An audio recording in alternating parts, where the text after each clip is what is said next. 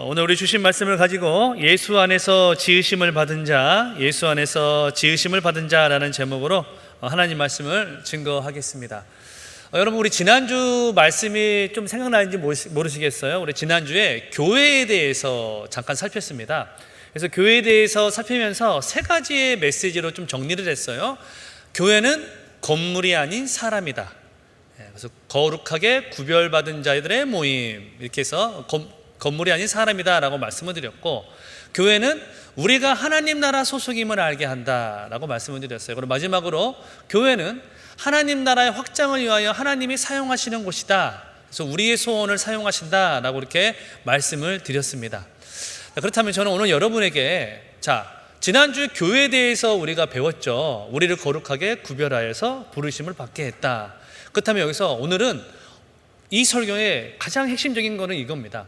그러면 그 수많은 사람들 중에 왜 우리를 그렇게 아름답게, 또 그렇게 하나님의 영광을 드러내는 교회로, 그렇게 구원받은 자로 우리를 불러주셨냐는 거예요. 우리를 왜 하나님께서 우리를 불러주셨고, 또 그리하여 우리의 마지막의 신앙의 결국은 어떻게 우리를 이끄시기 위하여 우리를 택정하셨느냐, 바로 그 질문을 던지고자 합니다. 그래서 오늘 이 본문을 통하여서 하나님이 우리를 왜 부르셨고, 하나님이 우리를 왜 특정하셔서 어떠한 모습으로 변화시켜 주실 것인지에 대해서 오늘 본문을 통하여 살피고자 합니다. 여러분, 우리가 지금 21세기를 살아가고 있어요. 근데 여러 가지로 정의할 수 있겠지만 지금 이 시대는 경쟁의 시대입니다. 경쟁의 사회예요.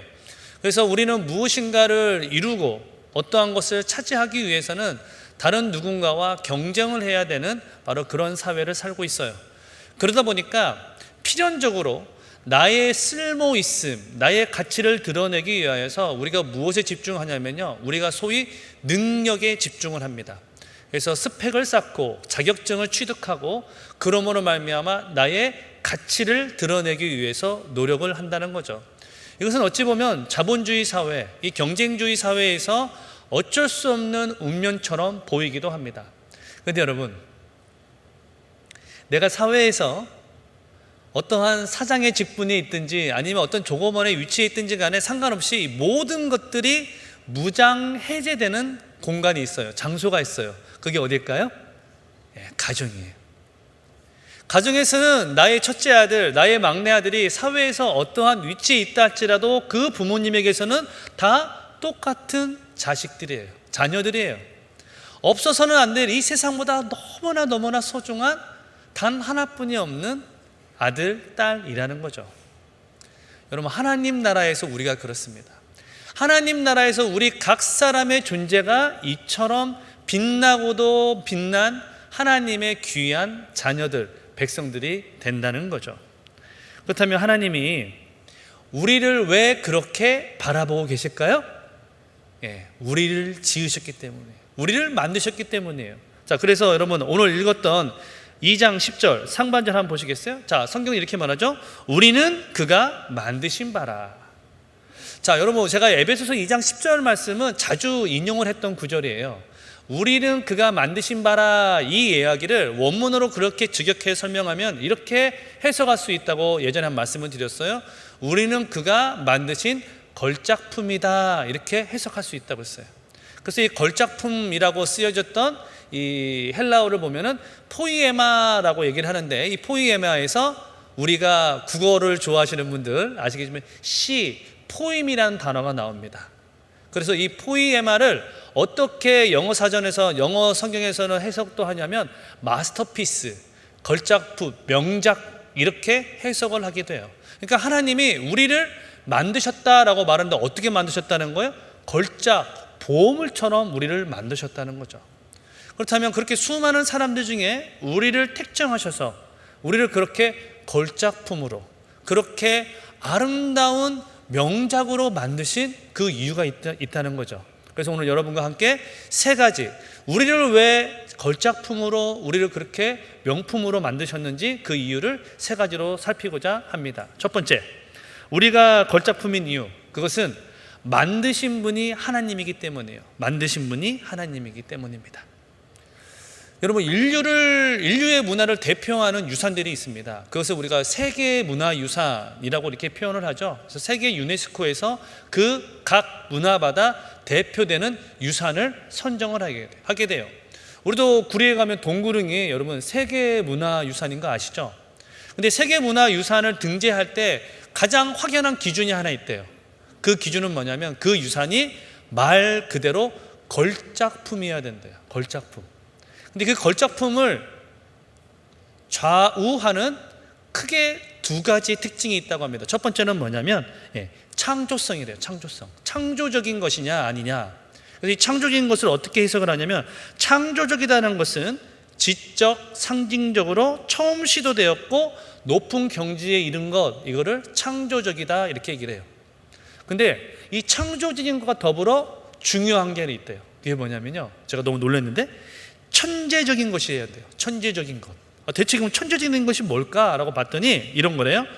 고도의 예술적, 장인적인 숙련의 경지, 그러니까 흔히 말해서 매우 높은 경지에 도달한 것을 바로 천재적인 거라고 이렇게 얘기를 한대요. 그래서 걸작품이 되기 위한 것, 창조적인 것, 천재적인 것, 이것이 동일한 걸작의 기준에 적용이 된다는 거예요. 그래서 우리가 흔히 유명한 화가의 명화나 우리 작품들을 보게 되면 이 걸작의 기준에 반영이 되는지 안 되는지를 확인을 해야 된다는 거죠. 그런데 그것이 걸작이냐 아니냐를 파고 들어가 보니까 이것이 좌우되는 가장 핵심적인 기준이 있대요. 그게 뭐냐면요, 그것이 누구로 인하여서 그려졌고 만들어졌느냐, 그게 가장 핵심이 되는 기준이라고 말을 하더라는 거죠. 자, 여러분, 여기에 종이가 하나 있습니다. 이 종이에 제가 펜을 꺼내서 쓱싹쓱싹 그림을 그려요. 자, 예를 들어 개를, 강아지를 그렸다고 봅시다. 자, 그렇게 해가지고 여러분에게 딱 보여줍니다. 자, 제가 이 그림을 그렸는데 여러분 얼마에 사시겠습니까? 라고 만약에 경매를 한다면 여러분 얼마에 사시겠어요? 네, 안 산답니다.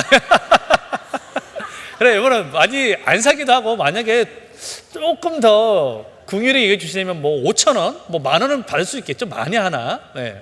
근데 만약에 여러분 세계적인 화가인 피카소가 옆에 지나가는 강아지를 쓱싹쓱싹 그렸습니다. 그리고 나서 피카소가 여러분 이거 얼마에 사시겠어요? 라고 말하면 여러분 얼마에 사시겠습니까? 네, 똑같이 안 살 거예요? 네. 사실 피카소가 자신의 반려견을 그린 강아지 스케치가 있습니다. 근데 그게 경매에 나왔는데 여러분 그 경매에 사람들이 얼마에 산 줄 아세요? 900억 원에 샀습니다.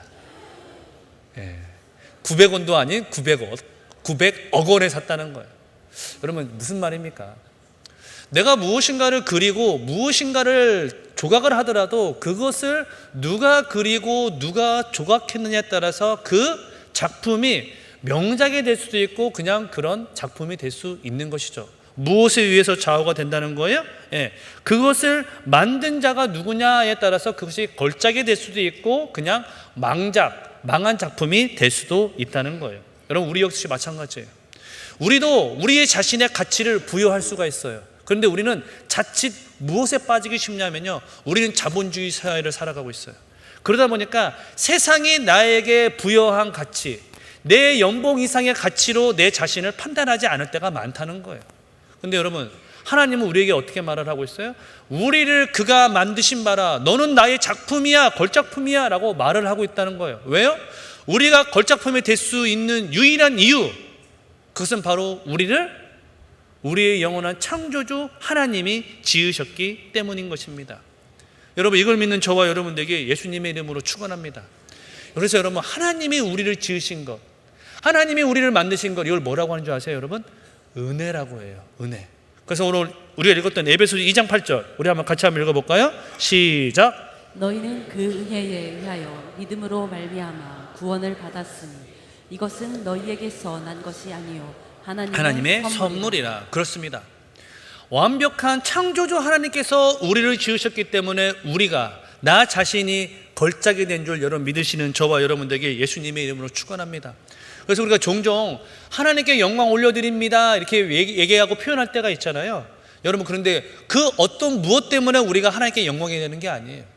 그냥 우리 그 존재만으로, 하나님이 지으셨다는 그 이유만으로 우리 존재 자체가 하나님께 영광이 되는 줄 믿는 저와 여러분들에게 예수님의 이름으로 축원합니다.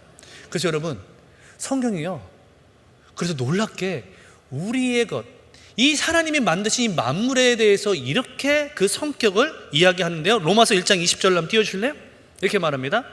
창세로부터 그의 보이지 아니하는 것들, 곧 그의 영원하신 능력과 신성이 그가 만드신 무엇에 보여졌대요? 만물에, 피조물에 분명히 보여졌다고 말을 해요. 여러분, 우리가 그 하나님의 놀라운 영광을 받았던 존재임을 믿는 저와 여러분 되길 바랍니다. 여러분, 그 능력이 우리에게 나타나는 거예요.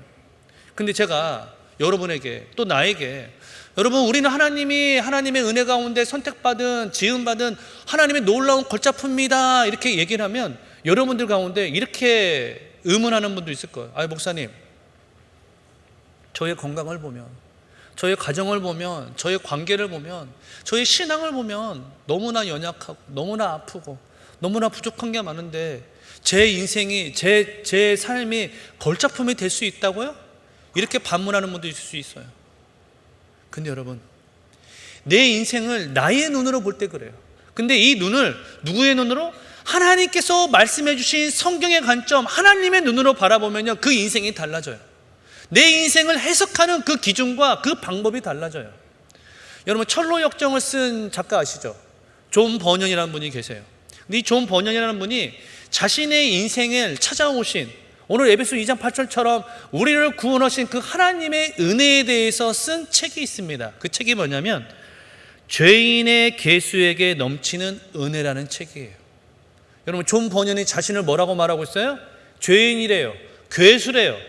근데 그 죄인인 괴수에게 하나님이 찾아와 주셔서 베풀어 주신 그 은혜, 그러므로 말미암아 자신이 어떻게 구원함을 받았는지 그 회심에 대해서 쓴 책이 바로 존 버년의 죄인의 괴수에게 넘치는 은혜라고, 그렇게 자신의 구원을 표현하고 있다는 겁니다. 예, 그렇습니다. 여러분, 여러분이 생각하는 거, 내가 생각하는 거 맞아요. 나 연약해요. 나 부족해요. 나 내 자신을 봐도 내가 내세울 게 하나도 없어요. 내 죄악이 맞아요. 내가 죄인 맞아요. 내가 끊을 수 없는 죄성 때문에 오늘 또 그 짧은 유혹에 넘어가는 게 내 인생 맞아요. 근데 여러분, 하나님은요, 그런 우리를 나의 눈으로 바라보지 않기를 원하세요. 누구의 눈으로? 나를 걸작품으로 지으신 하나님의 눈으로 우리의 삶을 바라보길 원하신다는 겁니다. 여러분, 이런 눈으로 저와 여러분을 바라보는 저와 여러분 되시길 예수님의 이름으로 축원합니다. 여러분, 그래서 하나님의 눈으로 내 자신을 바라보는 시간, 하나님의 그 관점으로 내 인생을 다시금 조명하는 시간이 어떤 시간입니까? 이 말씀의 시간이에요. 이 예배의 시간이에요. 그래서 세상의 관점으로 내 자신을 바라봤던 그 관점이 하나님의 말씀으로 교정되고 하나님의 말씀을 다시금 식힌받는 시간, 그것이 바로 이 예배의 시간인 줄 여러분 믿는 저와 여러분 되기를 바랍니다. 그래서 여러분, 일주일의 이 거룩한 주일, 내 삶을, 내 시간을, 내 장소를 구별하여 주께 나아옴으로 내 자신에게 밝혀진, 감춰진 하나님의 놀라운 영광을 발견하는 저와 여러분 되시길 예수님의 이름으로 축원합니다. 자, 그렇다면 두 번째예요. 우리가 걸작품인 이유, 그 두 번째는 무엇이냐면 바로 성경의 선행은 우리가 생각하는 착한 일과 다르기 때문이에요. 성경의 선행은 착한 일과 다르기 때문이죠. 자, 우리가 흔히 기독교를 이렇게 얘기하는 표현을 많이 들었을 거예요. 저도 그렇게 표현을 많이 하는데, 기독교는 종교가 아닙니다, 이렇게 표현을 많이 해요. 왜 그러냐면요, 이 기독교는 세상의 다른 종교와 다름이 많아요. 그 중에 가장 확연한 구분의 조건은 무엇이냐면요, 자력 구원이냐 아니면 은혜의 구원이냐, 이 차이예요. 세상의 많은 종교는 무엇을 그 믿는 자들에게 강요를 하냐면요, 너희가 열심으로 노력을 하면 구원을 얻을 것이다. 108번, 1000번 절을 하고 예배를 드리면 너희가 구원을 얻을 것이다. 너희의 착함으로, 너희의 노력으로 너희가 천국의 그 무엇인가를 탈 수 있을 것이다 라고 말을 하는 게 타 종교예요. 근데 우리의 이 기독교는 무엇을 말하냐면요, 우리의 구원은 나의 어떠함에 있지 않다고 누누이 이야기를 합니다. 그래서 우리가 읽진 않겠지만 에베소서 2장 8절에도 뭐라고 말하고 있어? 아까 얘기했던 것처럼 우리가 은혜로 말미암아 구원을 받았다, 이렇게 이야기를 해요. 마찬가지예요. 성경이 말하는 선행은요, 세상이 말하는 선행과 달라요. 자, 선행이라는 것은 우리가 한자어잖아요. 착한 행동, 착한 일, 이게 선행이에요. 자, 그런 말하면 여러분, 세상에 말하는 착한 일은 뭡니까? 말 그대로 도덕적으로, 윤리적으로 깨끗하고 다른 사람들에게 오, 잘했다라고 격려나 칭찬받는 일이 착한 일이에요. 그래서 우리가 다른 사람을 도와준다거나, 다른 사람을 어떤 도움이 필요한 자들에게 다가가서 섬긴다거나, 그 착한 일 맞아요. 좋은 일이에요. 그런데 성경이 말하는 착한 일, 선행은 세상의 착한 일을 넘어섭니다. 그것은 도덕적인 것뿐만 아니라 성경적으로, 본질적으로 선행은 무엇이냐? 하나님의 뜻대로 행하는 게 선행이에요. 그래서 성경은 우리에게 무슨 말씀을 하느냐? 우리로 하여금 하나님의 그 세상의 착한 일이 아니라 성경이 말하는 하나님의 뜻대로 행하기를 성경은 우리에게 명하고 있다는 거예요. 그래서 오늘 우리가 읽었던 에베소서 2장 10절 한번 보시겠어요? 자, 중반절에 보면 이렇게 얘기를 합니다. 그리스도 예수 안에서 선한 일을 위하여 무엇을 받았대요? 지으심을 받았대요. 그러니까 우리가 지으심을 받았는데 무엇을 위해서 지으심을 받았냐? 선한 일을 위하여서 우리가 지으심을 받았대요. 그런데 여기 하나의 특징이 또 있어요. 자, 2장 10절 하반절 띄워주실래요? 이렇게 말해요. 이 일은 하나님이 전에 예비하사 우리로 그 가운데서 행하게 하려 하심이니라. 자, 이 일을, 우리가 이 일을 지으심을 위해, 이 일을 위해 지으심을 받았는데 이 일은 언제부터 있었대요? 전부터 하나님이 예비하사 우리로 하여금 이 선한 일을 행하게 하기 위하여 우리를 지었다고 말을 해요. 자, 그런데 우리가 이것을 곰곰이 보다 보면 약간 헷갈릴 수가 있어요. 아니, 목사님 아까 앞에서 우리는 믿음으로 말미암아 은혜로 말미암아 구원을 받았다고 말을 하는데 왜 갑자기 선한 일을 행하기 위하여 우리를 지었다고 말씀하십니까? 그러면 다른 종교와 동일하게 우리도 선한 일을 행하야만 구원을 받을 수 있다고 이렇게 말을 하는 거 아닙니까? 라고 그렇게 오해할 수가 있어요. 근데 여러분, 성경은 그게 아니에요. 우리가 선한 일을 행하기 때문에 구원을 받는다, 이 순서가 아니라 우리가 이미 구원을 받았기 때문에 무엇을 행한다는 거예요? 선한 일을 행한다는 거예요. 제가 그래서 이러한 비근한 예를 어떻게 들을 수 있을까 곰곰이 생각해 보니까 갑자기 이게 떠오르더라고요. 자, 여러분, 5월 5일은 무슨 날이죠? 어린이날이에요. 어린이날 때 TV 같은 때 가끔 보면은 뉴스에 어느 이렇게 소풍 나온 아이들을 이렇게 인터뷰하는 것을 보게 됩니다. 그러면 이 조그만 아이들, 뭐 유치원 좀 다닐까 말까 하는 아이들이 이렇게 얘기를 해요. 네, 저는 앞으로 커서 착한 어른이 돼서, 죄송합니다, 애기 목소리가 아니어서, 착한 어른이 돼서 나라를 위해서 뭐 노력하고 공부할 거예요, 이렇게 얘기를 해요. 그러면 그걸 보면 어른들이 어떻습니까? 야, 그 녀석 나이도 어린데 참 대견하다, 그런 생각을 하잖아요. 그런 생각 안 하시는 것 같지만 어쨌든 그런 생각을 합니다. 근데 만약에 여러분 5월 8일이 됐어요. 어버이날이에요. 근데 다 큰 어른이 인터뷰를 하는데 똑같이 인터뷰를 한다고 생각해 봅시다. 네, 저선 커서 착한 어른이 돼서 나라를 위해서 헌신하고 노력하겠습니다 라고 말하면 그 인터뷰를 보면 사람들이 그럴까요? 야, 이 어른 기특하다, 다 커가지고 이렇게 멋있는 말, 늠름한 말, 철든 말을 하시네? 그렇게 여러분, 사람들이 그렇게 생각을 할까요? 아니죠. 어른이 돼서 철이 들어서 흔히 말해서 내가 좋은 사람이 되어서 착한 사람이 돼서 나라를 위하여, 조국을 위하여 헌신하고 이바지하는 것은 어떤 거예요? 당연한 생각이에요. 왜요? 어른이 되었기 때문에. 여러분, 마찬가지예요. 우리가 하나님의 백성이 되었기 때문에 선한 일을 행할 수가 있게 된 거예요.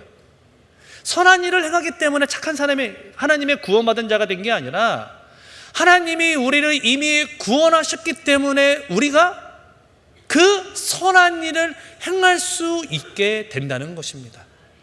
여러분, 이걸 믿는 저와 여러분에게 예수님의 이름으로 축원합니다.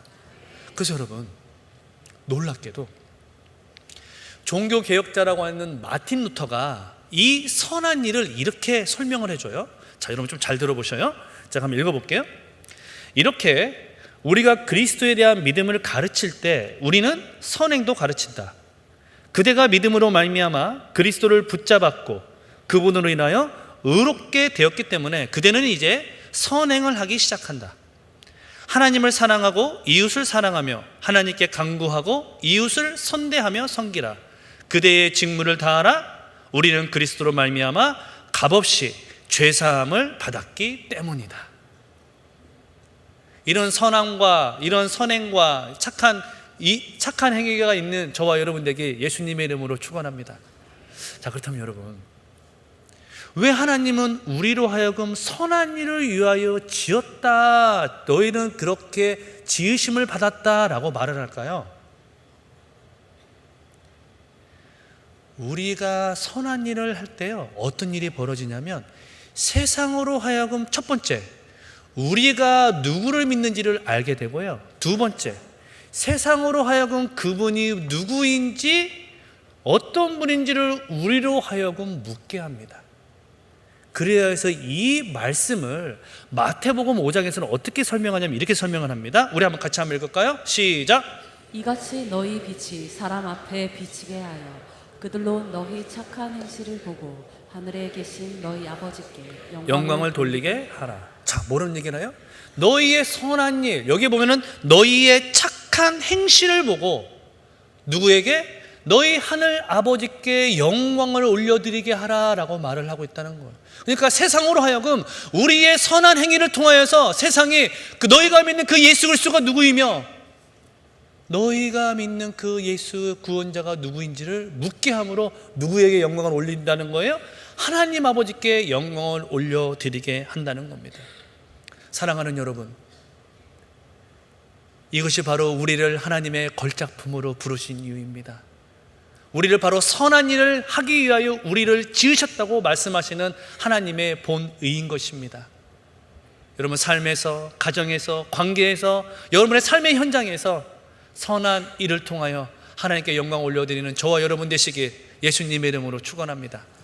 자, 그렇다면 마지막인데요, 하나님이 우리를 걸작품으로 지으신 이유, 자, 마지막인데 바로 이겁니다. 우리의 결국을 예수님을 닮아가기 위함이라는 거예요. 우리의 결국이 예수님을 닮아가기 때문에 우리를 걸작품이라 이렇게 부르신다는 거예요. 저희 집에 아내가 한 분 계시고 딸이 한 분 계시고 아드님이 한 분 계십니다. 근데 최근에 저희 집에 들어갔는데 아들이 너무 기뻐하고 있는 거예요. 그래서 얘가 왜 이렇게 기뻐하나라고 봤더니 이 아이가 저한테 이렇게 외치는 거였습니다. 아빠, 제가 이제 엄마보다 키가 커요. 저희 아이가 막내예요. 제일 막내가 제일 키가 작죠. 당연하죠. 근데 이제 얘가 중학교 올라가면서 키가 크더니 이제 드디어 엄마의 키를 넘어섰습니다. 너무 기뻐하더라고요. 근데 제가 거기서 그냥 별다른 반응을 안 했어요. 그래, 좋겠다, 축하한다고 말았어요. 근데 여러분, 우리가 별다른 반응을 않는 여러분도 마찬가지일 거예요. 어린아이가 키가 커서 성장하는 게 이상한 거예요? 당연한 거예요? 당연한 거죠. 어린아이가 어느 정도 일정 나이 때까지 자라나는 것은 당연한 거예요. 그렇기 때문에 우리는 거기에 대해서 별다른 이야기를 하지 않아요. 그런데 우리가 그것을 당연하고 느끼는 것은 무엇이냐? 부모님의 호르몬이나 DNA를 받았기 때문에 이 아이는 지금 애띄어 보이지만 나중에 크면은 누구를 닮아갈까요? 아버지를 닮아가고 부모님을 닮아갈 거예요. 그게 우리의 이치요, 우리의 당연한 현상인 거죠. 근데 여러분, 그렇다면 하나님께서 우리를 지으셨다면 우리는 누구를 닮을까요? 아버지 된 하나님 아버지를 닮을 거예요. 그게 바로 하나님의 영적인 원리일 겁니다. 근데 여러분, 성경은 우리에게 누구를 닮느냐고 얘기하냐면요, 예수님을 닮게 될 것이다 라고 그렇게 얘기를 해요. 그렇다면 우리 마음속에 이런 생각이 들 수 있어요. 아니, 우리가 하나님 아버지께서 우리를 지으셨는데 우리가 하나님 아버지를 닮아야 되는데 왜 예수님을 닮는다고 얘기를 했을까? 여러분, 여기에는 놀라운 영적인 진리가 숨어 있어요. 그래서 오늘 가장 중요한 우리 세 번째 메시지를 통해서 여러분과 함께 정말 이 내용을 좀 깊게 들어가 보고자 합니다. 자, 에베소서 2장 10절 한번 다시 한번 띄워주시면 우리를 이렇게 얘기를 합니다. 우리 다시 한번 읽어볼까요? 시작. 우리는 그가 만드신 바라 그리스도 예수 안에서 선한 일을 이루게 지으심을 받은 자를, 이 일은 하나님이 전에 예비하사 우리로 그 가운데서 행하게 하려 하심이니. 자, 우리는 그가 만드신 바라 예수 안에서 선한 일을 위하여 우리를 어떻게 하였다고 말해요? 지으셨다고 말해요. 우리를 만드셨다라고 이렇게 말을 해요. 자, 이 지으심을 받은 자라는 이 말은 우리가 많이 들은 말이에요. 여러분, 이 말은 사실 지금 우리가 에베소서 말씀, 신약의 말씀을 듣고 있지만 이 말씀은 전혀 어색한 말이 아닙니다. 왜 그러냐면 이 말은 이미 구약에서 이미 하나님이 우리에게 말씀해 주셨어요. 자, 뭐 어디서 말씀해 주셨냐? 자, 맨 처음 성경이 뭐이죠? 창세기죠. 창세기 1장 26절 한번 봅시다. 자, 제가 읽어볼게요. 하나님이 이르시되 우리의 형상을 따라 우리의 모양대로 우리가 사람을 만들고 그들로 바다의 물고기와 하늘의 새와 가축과 온 땅과 땅에 기는 모든 것을 다스리게 하자 하시고. 자, 여러분, 창세기 1장 26절은 하나님께서 인간을 창조하시는 창조의 이야기를 담고 있습니다. 자, 그런데 하나님이 인간을 만드실 때 누구의 모습대로? 우리의 형상대로 하나님이 우리를 창조하셨다, 만드셨다. 오늘 에베소서 말로 하면은 지으셨다라고 그렇게 이야기를 해요. 자, 그러니까 여러분, 에베소서 2장에 나와 있는 우리를 지으셨다, 선한 일을 위하여 지으셨다는 말은 이미 창세기 1장에서 우리를 창조하실 때 하나님이 우리를 만드셨다라는 말과 동일한 단어라는 거예요. 자, 그러면 잘 생각해 보세요. 근데 자, 창세기 1장에서 우리 인간이 창조함을 받습니다. 그런데 무엇이 들어오게 되죠? 죄가 들어와요.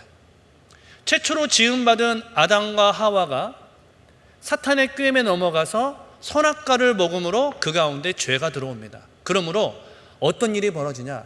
하나님의 형상대로 지음받은 하나님의 백성이 그 형상이 지워지진 않았지만 그 형상이 왜곡되게 돼요. 쉽게 얘기하면 오염되게 되었다는 거죠. 그래서 우리의 삶, 우리의 모든 것들 가운데 오염된 지각, 오염된 그 삶의 모습을 가지고 생활할 수밖에 없게 되었다는 거예요. 그래서 여러분, 땅이 저주함을 받고 남자나 여자나 이 세상에 살아가면서 죄의 고통을 느끼게 되죠. 그런데 하나님이 우리를 그냥 놔두지 않으셨어요. 그러면서 어떻게 말씀하셨냐? 하나님이 에베소서 2장 말씀으로는 어떻게 해요? 그 선한 일을 위하여 우리를 어떻게 하셨다고 말씀하셨어요? 지으셨다고 말을 했어요. 자, 그렇다면 이 지으심은 어떤 걸까요? 창세기 때 맨 처음 우리가 지음 받았어요. 그런데 그 가운데 죄가 들어왔어요. 오염되었어요. 그런데 에베소서에서 다시 한번 우리를 어떤 자라고 말하고 있어요? 다시 지음받은 자로 우리를 만드시겠다는 거예요. 이걸 쉽게 얘기하면 뭐라고 하면 새 창조로 우리를 만드시겠다는 그 표현을 하고 계시다는 거예요. 자, 그러면 우리가 하나님 앞에 새롭게 창조함을 받음으로 우리는 무엇으로 우리가 닮아가는 그 결국을 맞닥뜨리게 되냐면 예수님을 닮아가는 사람으로 맞닥뜨리게 된다고 했어요. 자, 그렇다면 왜 예수님의, 하나님의 형상이 아니라 예수님의 형상을 닮아간다고 성경은 이야기를 했을까요? 여러분, 골로새서 1장 15절 보시겠어요? 1장 15절 이렇게 말합니다. 우리 같이 한번 읽을까요? 시작. 그는 보이지 아니하는 하나님의 형상이시요 모든 피조물들보다 먼저 나신 이시니라. 자, 무슨 말입니까? 예수님은 보이지 않는 하나님의 형상을 가지고 이 땅에 인간의 몸, 구속자의 몸으로 오신 바로 그 구속주가 예수님이셔요. 즉 예수님을 닮아가는 것은 무엇이냐? 예수님이 누구의 형상을 가지고 있으시기 때문에 하나님의 형상이시기 때문에 그렇다고 말을 하고 있다는 거예요. 자, 그렇다면 여러분,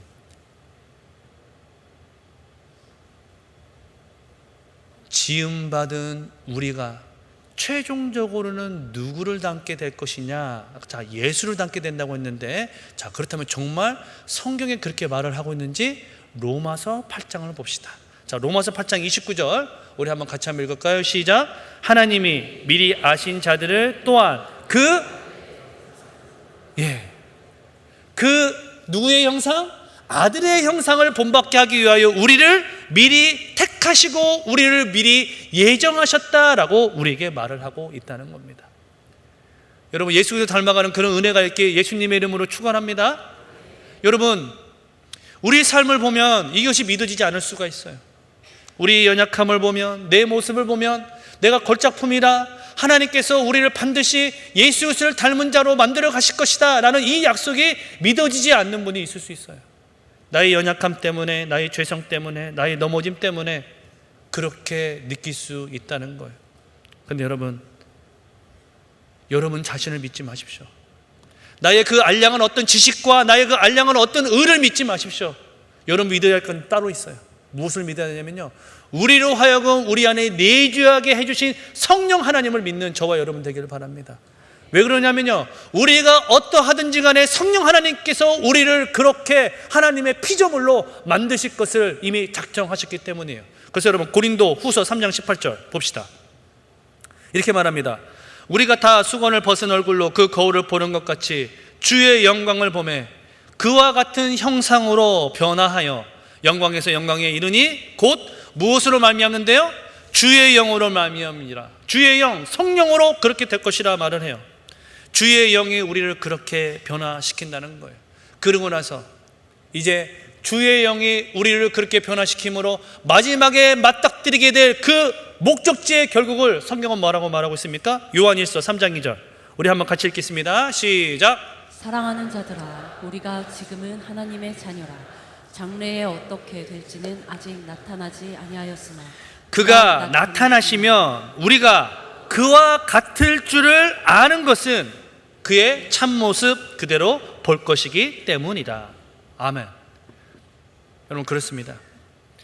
하나님이 우리를 원래 지으신 그 본래 원래 창조의 목적대로 우리를 이끌어 가실 것입니다. 그 목적의 그 마지막은 바로 예수 그리스도를 닮은 자라 우리를 변화시켜 주신다는 것입니다. 여러분 이걸 확신하십시오. 우리가 이것을 확신할 수 있는 그 이유가 있어요.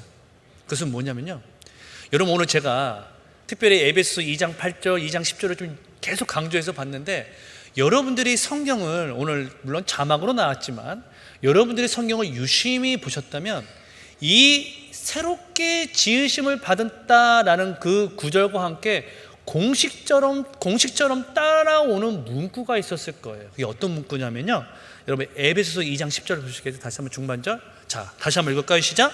그리스도 예수 안에서 선한 일을 위하여 지으심 받은 자니. 자, 누구 안에서래요? 그리스도 예수 안에서. 여러분 그렇습니다. 여러분 잘 생각해 보세요. 자, 기독교가 다른 종교와 다르다고 했어요. 다른 종교에서는 나의 자력적인 구원, 나의 노력, 나의 행함이 어떠한지에 따라서 나의 그 구원이 달라진다고 가르친다고 했어요. 자, 우리 기독교는 뭐라고 했어요? 오직 은혜로만 우리가 구원을 얻었다라고 그렇게 말씀을 드렸어요. 근데 여러분 우리 뭐라고 얘기를 하고 있습니까? 우리가 지으심을 받았는데 누구 안에서 지으심을 받았대요? 그리스도 예수 안에서. 즉 무슨 말입니까? 우리는 아무것도 내세울 수 없는 죄인이었지만 하나님이 이 땅에 육체의 몸으로 현현하여서 내려와 주심으로, 나의 죄를 대신하여 십자가에 못 박혀 돌아가심으로 나의 모든 죄를 도말하시고, 그리함으로 그리스도 예수를 믿는 자에게 구원의 은혜를 주셨음을 우리에게 말씀하고 계신 거예요. 우리의 구원의 은혜가 나의 어떠함에 좌우되지 않았던 것처럼 우리의 영원한 마지막 그 모습이 나의 어떠함에 변화되고 좌우되지 않음을 오늘 성경은 우리에게 증거하고 있다는 것입니다. 여러분 이것을 믿는 저와 여러분에게 예수님의 이름으로 축원합니다. 여러분 나를 의지하지 마십시오. 나의 어떠함에 여러분의 인생을 걸지 마시기 바랍니다. 나의 어떠함, 나의 상황, 나의 어떠한 환경이 나의 그 마지막 모습을 좌우하지 않습니다. 오직 유일한 것은 무엇이냐? 우리 안에 계신 성령 하나님, 주의 영이 우리의 영원한 구속주 되어 주신 우리 주 예수 그리스도의 모습으로 변화시켜 주신다는 겁니다. 여러분 혹시 곤충 좋아하세요? 저는 곤충은 잘 몰라요. 그런데 하나 아는 거 있어요. 뭐냐면요, 애벌레가 나비가 된다는 거예요. 근데 나비가 될 때 그 어떻게 변화되는 거 아시죠? 애벌레가 뭐가 되죠? 딱딱한 번데기가 돼요. 그리고 나서 나비로 변화돼요. 여러분 번데기만 본 사람 그리고 나비만 본 사람, 이 두 가지가 번데기에서 나비가 되었다라고 말을 하면 그걸 믿을 사람이 있을까요? 아니요, 없을 것 같아요. 근데 우리는 그것을 공부를 했든지 관찰했든지 알기 때문에 이 애벌레가 나비가 되는 것을 알아요. 여러분 영적인 변화가 이와 같아요. 우리는 몰라요. 내 눈으로는 그냥 애벌레 같고 번데기 같아요. 근데 성경은 모르게 무슨 말을 하냐면요, 야, 너희가 볼 때는 번데기 같지 애벌레 같지 아무것도 못할 것 같지? 아니야. 너희 인생은 나비처럼 아름다운 인생, 피조물과 같은 걸작품 같은 인생으로 내가 너희를 만들 거야. 그렇게 이미 만들었어 라고 성경은 우리에게 말을 하고 있는 겁니다. 그렇습니다, 여러분. 우리는 하나님이 지으신 완벽한 걸작품입니다. 비록 지금은 그 마지막 때를 우리가 가지 못했기에 우리가 지금은 변화되고 있는 것을 우리는 체험하지 못하지만, 체감하지 못하지만, 하나님은, 우리 주 성령 하나님은 우리를 반드시 그렇게 만드실 거예요. 왜요? 우리의 구원이 우리의 힘으로 자지되지 않았던 것처럼 우리의 변화됨도, 우리의 성화도 바로 우리 안에 계신 성령 하나님이 그렇게 만드실 것이기 때문인 겁니다. 그래서 성경은 오늘 우리에게 우리의 존재를 이렇게 말합니다. 우리 고린도후서 5장 17절 우리 마지막으로 읽어볼까요? 시작. 그런즉 누구든지 그리스도 안에 있으면 새로운 피조물이라. 이전 것은 지나갔으니 보라 새 것이 되었도다. 그런즉 누구든지 누구 안에 있으면요? 그리스도 예수 안에 있으면, 그리스도 안에 있으면 우리는 새로운 피조물이다. 바로 그 얘기를 하고 있다는 겁니다. 사랑하는 여러분, 우리가 새로운 피조물이 됐다는 것은 그냥 나빴던 성격이 조금 개선되었다, 내가 10가지 나쁜 습관들이 있었는데 2-3가지가 변화되었다, 이 정도 것을 얘기하는 게 아니에요. 완전히 변화된 거예요. 완전히 그 존재가 달라진 거예요. 그 신분이 달라진 거예요. 여러분, 이걸 믿고 확신하는 저와 여러분 되길 예수님의 이름으로 축원합니다. 유명한 신학자인 존 머레이라는 분이 우리의 구원을 이렇게 표현했어요. 우리의 구원의 목표 이렇게 말합니다. 하나님의 구원의 목표는 그리스도를 닮게 하는 것이다. 여러분, 우리는 이미 구원받은 자입니다. 이미 우리는 성령 하나님을 통하여 하나님의 자녀된 하나님의 걸작품으로 부르심 받은 자입니다. 내 삶이 아무리 공공하고 내 건강이 아무리 힘들고 내 관계가 모두 끊어졌다 할지라도 내 안에서 역사하시는 그 성령 하나님을 여러분 의지하시기 바랍니다. 아니, 나의 구원이 나의 뜻이 아니라 하나님의 은혜로 가능했던 것처럼 우리를 영원히 이끌어 가실 그 그리스도 예수를 의지함으로 세상에서 빛과 소금으로 승리하며 살아가는 성공의 모든 백성들 되시길 예수님의 이름으로 축원합니다.